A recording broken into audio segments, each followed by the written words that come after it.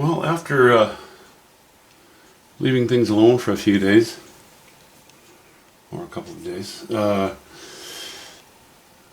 decided what changes I need to make on the painting.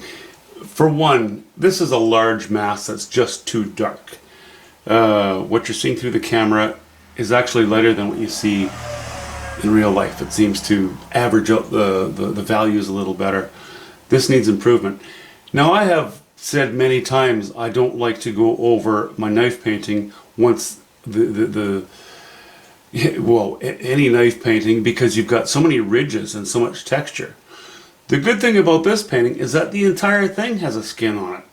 Now I can work back over it because the technique will still be the same all over it. In fact, when you go over dry skin, you end up with these ridges, or the dry skin on paint. All these ridges show up. That's fine, that's all in the background. It's still, because it's so broken up, is weaker than what's in the foreground.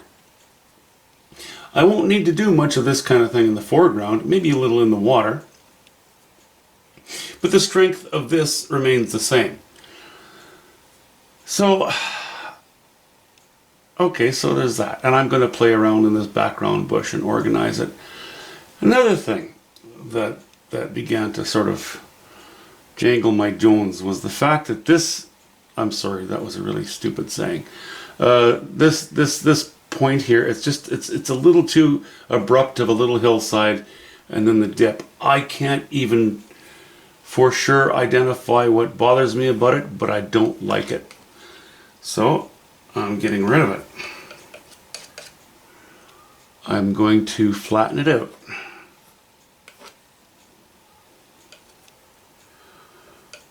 Raw umber, yellow ochre, and some white.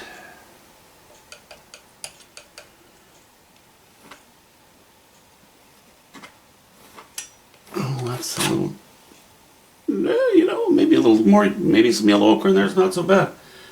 But what I'm going to do, I think I did it the first time around, I'm going to add just a hint of ultramarine blue to it, just because it will more closely match the sky that I have here.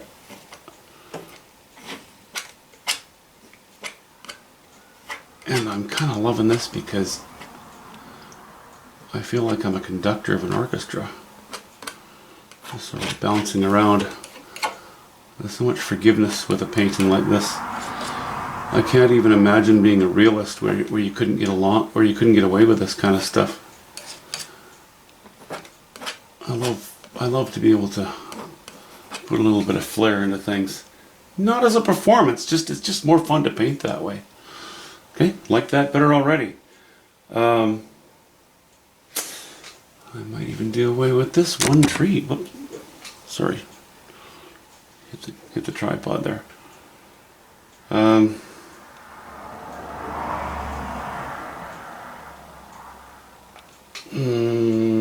Yeah. I'm going to. I think it draws too much attention to the top of the painting.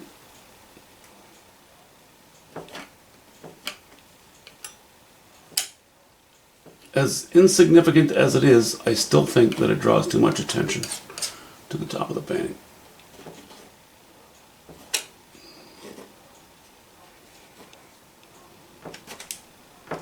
Finger painting. Okay, back to knife painting.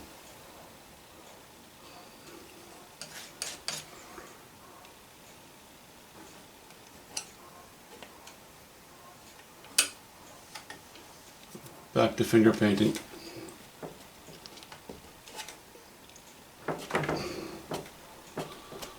Okay, let me just lick that paint off my fingers so my hands are clean again. Actually, I guess I'll have to resort to a bit of TP.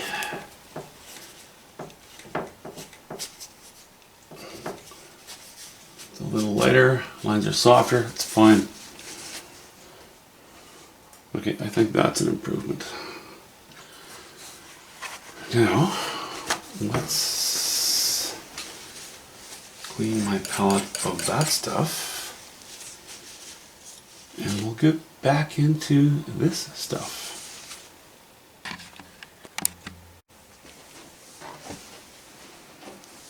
Okay, so now that that's taken care of, let's go back into here. You know, in a sense, for its own sake, it's kind of nice to have that as a backdrop because there's already quite a bit of color back here. You know, it's a bit dark, but we're going to fix that.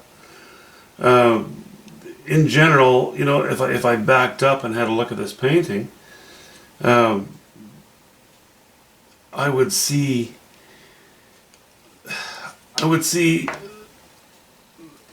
from here this way, the painting was okay. This is what I want to talk to you about. This is what I'm trying to show you. And from here this way, it was just kind of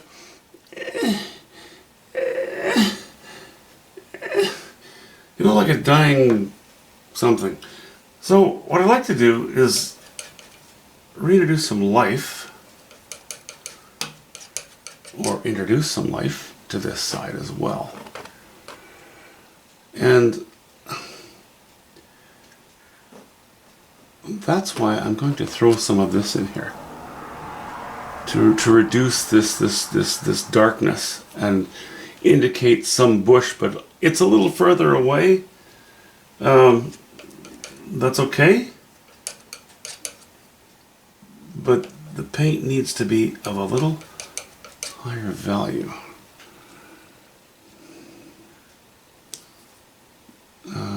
Okay, well, that might be, maybe I should be reserving that for later. That might be a bit strong. Okay, that will work. I'm using alizarin crimson.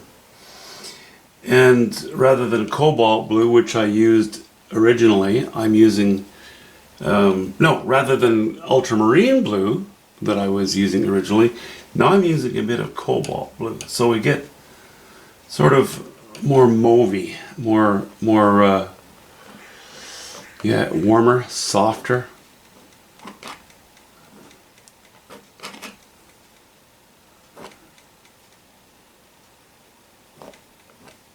I'm trying to oppose this line a little bit, but not exactly. And I'm not worrying about covering every square inch, you know? I just want to kind of give the impression of some bush back there. I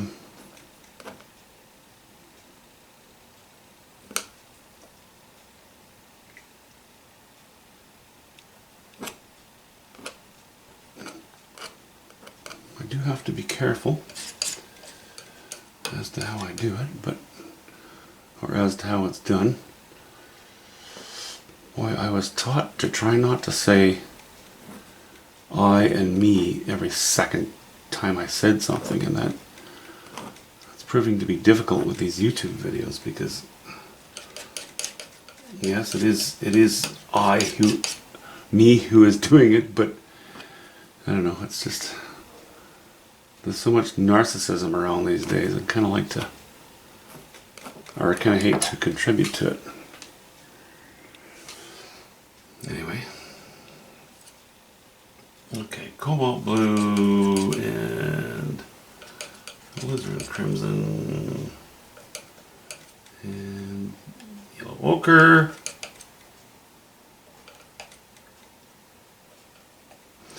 Bit of white. I think that at some point I'm going to bring more strength into the water here.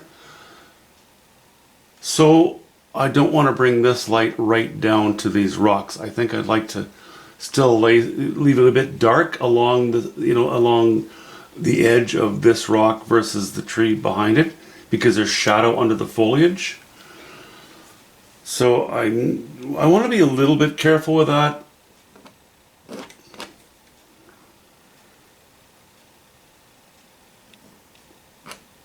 Without it appearing to be too skittish. Just kind of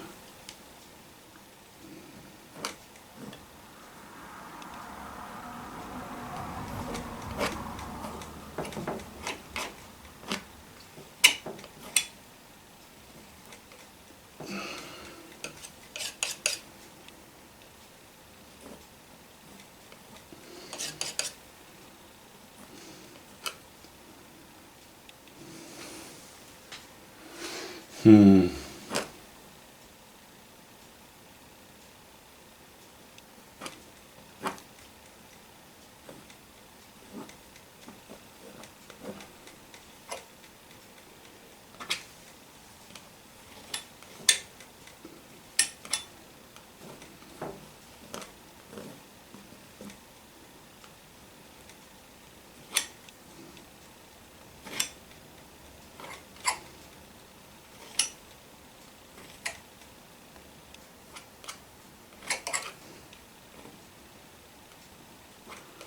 Okay, I don't know, maybe that's going to work.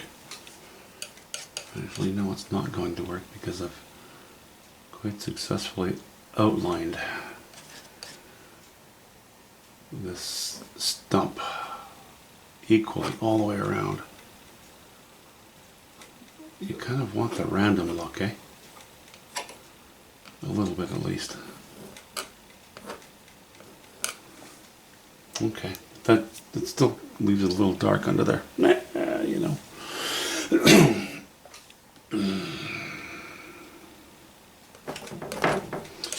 gonna have to bring a little bit of this up into here as well.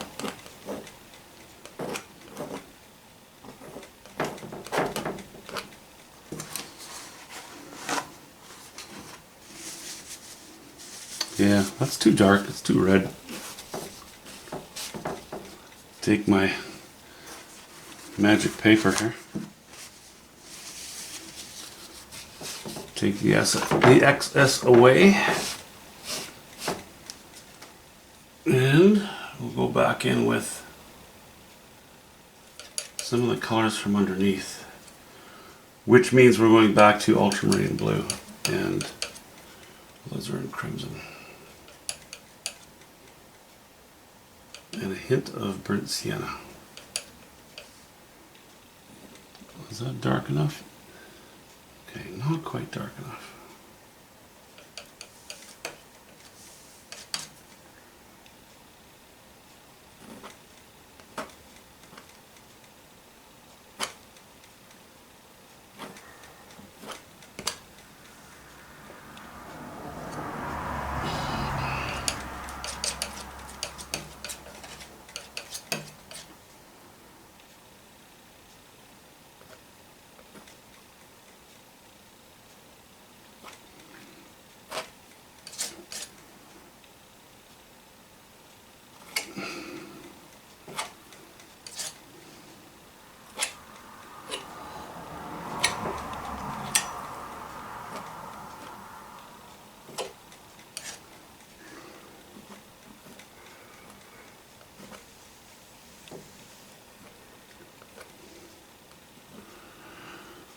Oh, I'm so glad I'm an impressionist.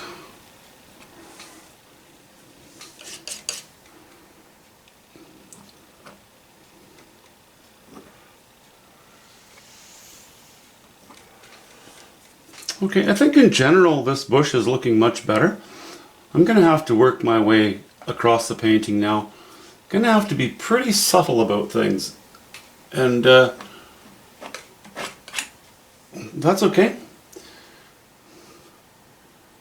But I'm really happy with that decision, you know, with the direction that it's taking to move the background into, well, it just, put it this way, it looks a little bit more mature than it did. Well, I'm really enjoying this not doing anything stuff. Actually, I've been tanning gold today. Just having fun. So, getting almost nothing done. But I'm going to continue in here a little bit in certain areas with the same idea. I might even bring it up a notch. Maybe a little bit closer to these values and colors. Just as highlights here and there. This rock, you know, this whole shoreline was bothering me. It had too much of a V, you know, and I haven't changed it. It's just that in order for me to feel more comfortable, I wanted to lay some light in behind this rock, you know, in behind that one, and show that there is still some light catching water back there. And this is almost the only line of water meeting shore that is actually perfectly horizontal. Everything else, you know, it drops down and then it goes back up in steps, but it's still goes back up a little bit. That's helped a lot, I think. I'm going to continue with these lines, and I, lay it in like that, and then we'll change our angle. I'm going to exaggerate it for the sake of explanation now, but we'll do that, and then we'll do that, and then we'll do that, and then we'll do, that sort of thing. Help to give the thing shape. Plus, if we introduce a little more light down here, that helps to balance off what we've got going there. Anyway, that's all I'm doing. I'm still not doing much of anything, but I thought I'd just show you this.